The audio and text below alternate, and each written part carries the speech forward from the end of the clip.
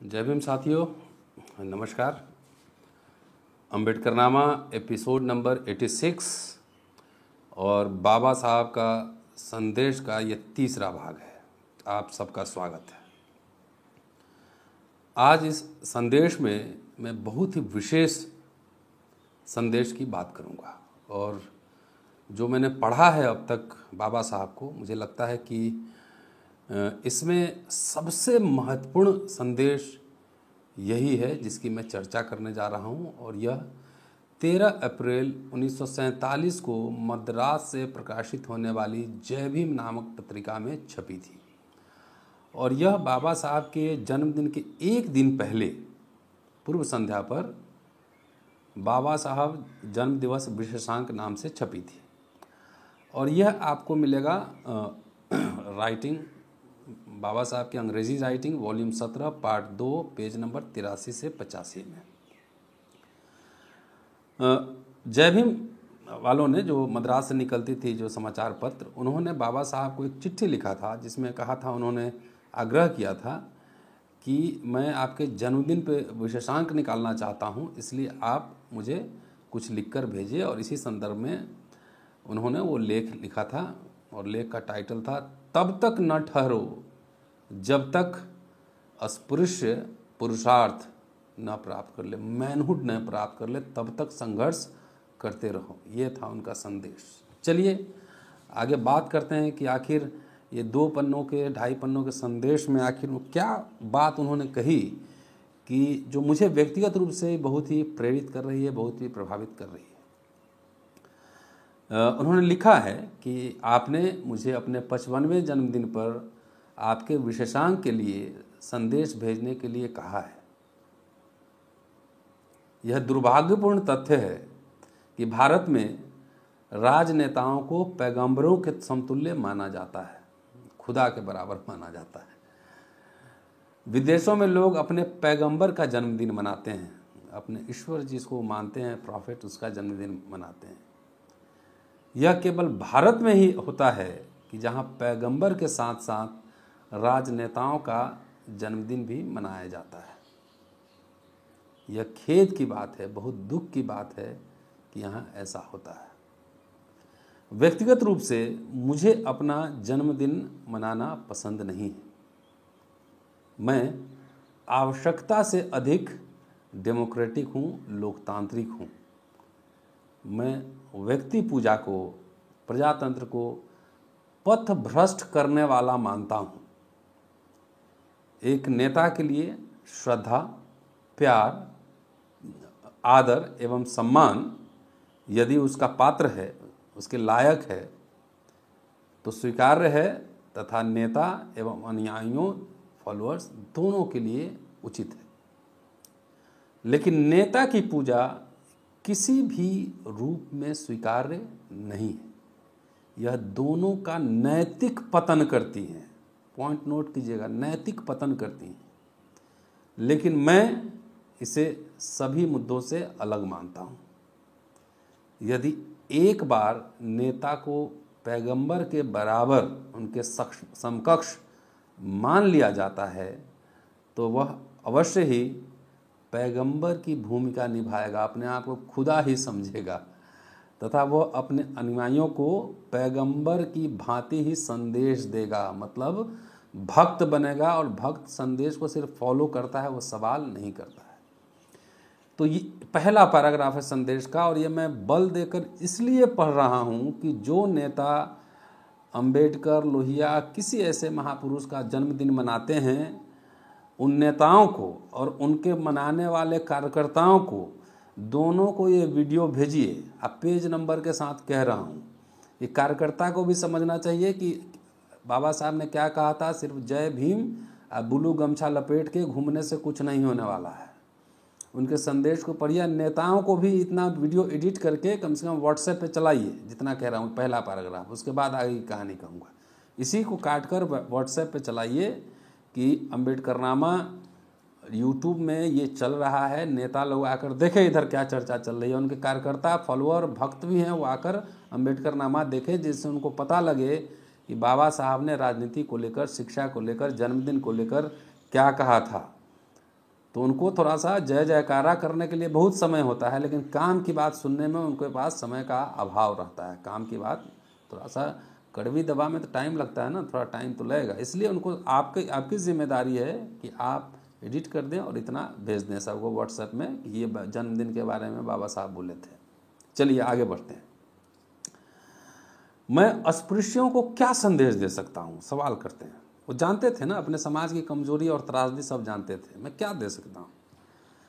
मैं उन्हें कोई संदेश नहीं दे सकता, लेकिन ग्रीक मिथक से एक कथा सुनाता हूँ, एक कहानी सुनाता हूँ। मेरे लोग कहानी कथा में बहुत मज़ा आता है, इसलिए कहानी के द्वारा अंबेडकर साहब समझा रहे हैं।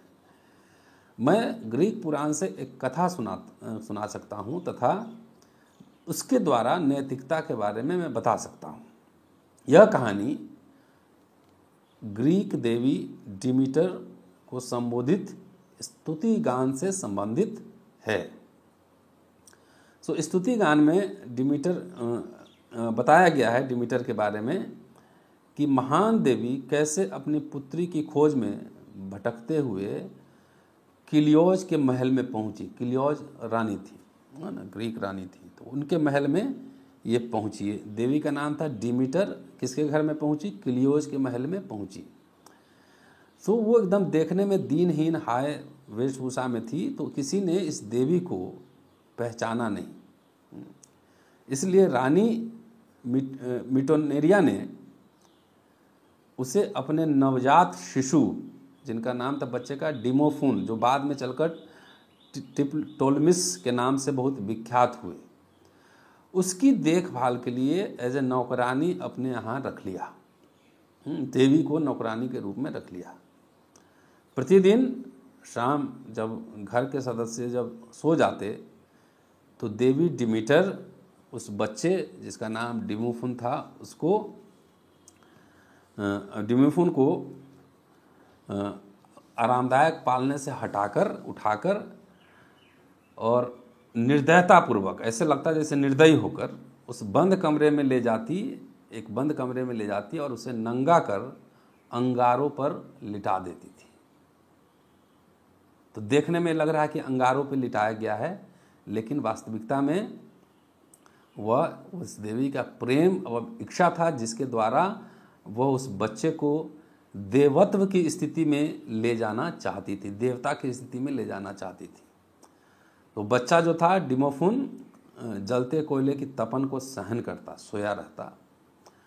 उसने इस दिव्य परीक्षा से बहुत ही ताकत, शक्ति को संग्रहित किया, उसको इकट्ठा किया, और धीरे धीरे उसमें लौकिकता, अद्भुत शक्ति और चमत्कारी गुण जो है वो झलकने लगे। इस कथा के अनुसार, मिथकीय कथा के अनुसार, मिटोनेरिया व्याकुल हो गई। जो रानी थी वो व्याकुल हो गई, और एक दिन शाम में अचानक उस कमरे में आ गई जहाँ पे ये प्रयोग चल रहा था। तो उसने उस देवी को धक्का मारा, जो उस बच्चे में देवत्व लाना चाहती थी, धक्का मारा और बच्चे को उठाकर अंगारे से उठा लिया और वहाँ से चली गई। तो इसका परिणाम क्या हुआ? इसका परिणाम यह हुआ कि बच्चा तो बच गया, लेकिन एक अलौकिक पुरुष, एक दिव्य पुरुष, और अंततः उसने ईश्वर को खो दिया। यह कहानी सुनाते हुए डॉक्टर अंबेडकर एक सवाल करते हैं, और सवाल का जवाब भी खुद ही देते हैं। वो कहते हैं कि यह कहानी हमें क्या सीख देती है, हमें क्या शिक्षा देती है। तो आगे लिखते हैं कि मेरे विचार से यह हमें यह बताती है कि महानता केवल संघर्ष, तपिश और बलिदान से ही प्राप्त किया जा सकता है। महानता कोई गिफ्ट में नहीं प्राप्त कर सकता। अंतरिम मंत्री, सीएम, पीएम आएंगे जाएंगे, लेकिन वो महान नहीं हो सकते हैं। वो संघर्ष की तपिश से ही प्राप्त किया जा सकता है। अग्नि परीक्षा से गुजरे बगैर न तो पुरुषत्व और न ही देवत्व प्राप्त किया जा सकता है।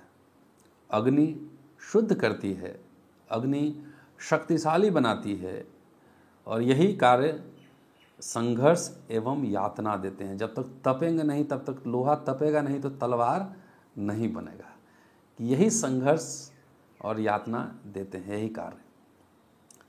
तो उत्पीड़ित व्यक्ति तब तक महानता प्राप्त नहीं कर सकता जब तक वह संघर्ष एवं यातना के लिए अपने आप को तैयार नहीं कर लेता। कोई उत्पीड़ित है और अपने आप में क्रांतिकारी हो जाएगा, महान हो जाएगा, ये काफ़ी नहीं है।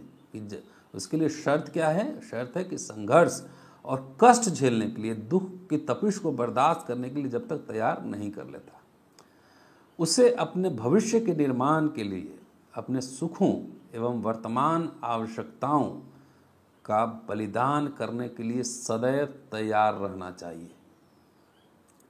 बाइबल को यहाँ फिर कोट करते हैं कि बाइबल के अनुसार जीवन की दौड़ के लिए सभी को बुलाया जाता है, लेकिन चुना केवल कुछ को ही जाता है। इसका कारण क्या है? कारण स्पष्ट है कि अधिकतर उत्पीड़ित हैं, जीवन के इस दौर में महानता प्राप्त करने में असफल हो जाते हैं, क्योंकि न तो उनके पास साहस होता है, न ही दृढ़ निश्चय जिससे वह अपने भविष्य के लिए अपनी वर्तमान खुशियों का त्याग कर दे। खुशी मतलब मटेरियल, भौतिक साधन, करोड़ अरब खरब कुछ नहीं जाएगा, सब यहीं रह जाएगा, उसको त्यागने की बात कह रहे हैं। आगे कहते हैं डॉक्टर अंबेडकर कि क्या इस कथा में दिए गए संदेश से बेहतर एवं महान कोई संदेश हो सकता है क्या? मैं एक बता सकता हूँ, मेरे विचार से अस्पृश्यों के लिए यह बेहतर एवं उपयुक्त संदेश है। मैं उनके संघर्षों एवं भावनाओं से परिचित हूँ। मैं जानता हूँ कि स्वतंत्रता के अपने संघर्ष में उन्होंने मुझसे ज़्यादा यातनाएं झेली हैं, लेकिन यातना झेलना सिर्फ काफ़ी नहीं, यातना झेली। इस सब के साथ मैं उन्हें कोई अन्य संदेश नहीं दे सकता। मेरा संदेश है संघर्ष एवं और अधिक संघर्ष, दुख यातना और अधिक दुख यातना, इन बलिदानों या यातनाओं की गणना किए बगैर, गिने बगैर संघर्ष एवं केवल संघर्ष है जिससे उसको मुक्ति मिलेगी। उनको इसके अलावा कोई मुक्ति नहीं दिला सकता है। मैंने क्यों कहा कि बहुत सबसे मारक संदेश है ये? संघर्ष के अलावा कोई रास्ता नहीं है। अस्पृश्यों को उन्नति एवं प्रतिरोध के लिए सामूहिक इच्छा शक्ति विकसित करना होगा। कलेक्टिव विल पावर, सामूहिक इच्छा शक्ति विकसित करना होगा तथा अपने कार्य की प्रतिष्ठा में विश्वास रखने के साथ साथ अपने लक्ष्य की प्राप्ति के लिए दृढ़ निश्चय रहना पड़ेगा, एकदम अडिग रहना पड़ेगा, दृढ़ निश्चय रहना पड़ेगा। उनका कार्य इतना महान है एवं उद्देश्य इतना उत्कृष्ट बढ़िया है, इसलिए अस्पृश्य को प्रार्थना में सम्मिलित होकर यह गाना चाहिए, यह प्रार्थना करना चाहिए। क्या करना चाहिए? तो वो कोट में पढ़ता हूँ, वो प्रार्थना क्या करना चाहिए वो वही उन्होंने लिखा है। वे सौभाग्यशाली हैं जो उनके उत्थान के लिए कार्य करने के लिए जीवित हैं, जिनके बीच वे जन्मे हैं। वे सौभाग्यशाली हैं जो अपनी युवावस्था, अपनी आत्मा और शरीर की शक्ति तथा अपना सर्वस्व दासता के विरोध के प्रति चलाए जा रहे अभियान में तेजी लाने की दिशा में न्यौछावर कर रहे हैं। अपनी जवानी सब कुछ न्यौछावर कर रहे हैं, न्यौछावर करने के लिए दृढ़ संकल्प हैं। वे सौभाग्यशाली हैं वे जिन्होंने निश्चय किया है कि अच्छा हो बुरा हो, कड़कती धूप हो, अंधड़ हो तूफान हो, यश मिले अपयश मिले, वे तब तक नहीं रुकेंगे जब तक अस्पृश्यों को पूर्ण रूप से उनका मैनहुड, पुरुषत्व प्राप्त नहीं हो जाता, जब तक वो मानव नहीं बन जाते, तब तक यह अनवरत ये संघर्ष जारी रहे। साथियों, ये संदेश 13 अप्रैल 1947 को जय भीम में छपा था। अब मैं क्या इसमें व्याख्या करूं? मुझे लगता है 2 शब्द मुझे कहनी चाहिए। और जितना मैं अंबेडकर को पढ़ रहा हूं, समझ रहा हूं, मुझे लगता है कि अंबेडकर जिस समाज में पैदा हुए थे और जिस समाज की वो वकालत कर रहे थे, उसकी त्रासदियों और उसकी सीमाओं, उनकी कमजोरियों को वो बेहतर जानते थे। मैं तो बाबा साहब का बिगड़ा चला हूँ। तो 25 मैं दिल्ली विश्वविद्यालय में प्रोफेसर हूँ, हिंदू कॉलेज में 23 वर्ष से पढ़ा रहा हूँ और पिछले 25 वर्ष से ज़्यादा से छोटे मोटे संघर्ष, छोटे लेवल पे जितनी अपनी शक्ति ऊर्जा है, जितना समझ सकता हूँ, करता रहता हूँ। आखिर ये क्यों करता हूँ? किसके लिए करता हूँ? ये वीडियो बना रहा हूँ, ये क्यों बना रहा हूँ? मैं किस समाज के लिए बना रहा हूँ? ये मैं पैसे के लिए बना रहा हूँ। कितने पैसे मिलेंगे? मेरी तनख्वाह भारत सरकार के उच्चस्थ अधिकारी जो होंगे, ज्वाइंट सेक्रेटरी लेवल के, उनके बराबर मेरी तनख्वाह है। तो किन के लिए बना रहा हूँ?